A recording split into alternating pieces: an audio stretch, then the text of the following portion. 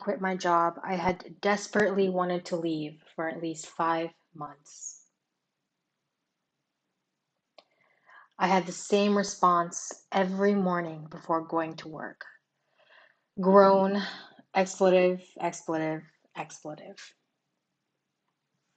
It was a solid job, and if I wanted to, I could have stayed in the role indefinitely and lived a financially stable life.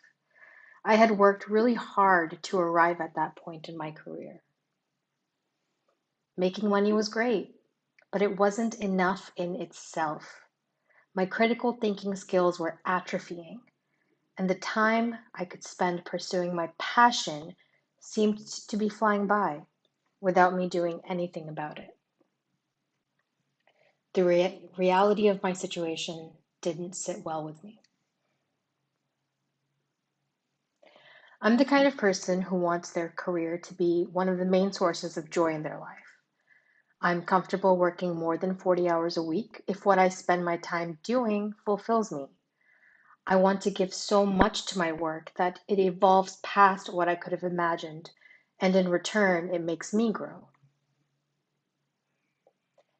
I saw my colleagues go above and beyond in their roles, and I'm happy that they felt inspired to do so. But if I was asked to do anything outside of the scope of my responsibilities, I thought to myself, this will be one more time commitment that isn't going toward what I want to do. So I made a vital change. I began to guard my time ferociously. It wasn't just in the professional sphere.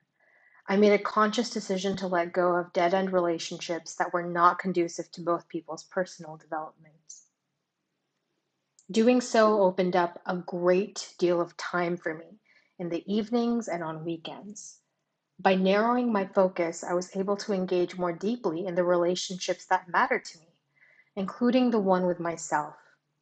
I began working on small passion projects, and slowly I started to see a little income come my way. Even though it wasn't nearly as much as I was used to making, the money had more value because I no longer felt like I was losing my time in exchange for it.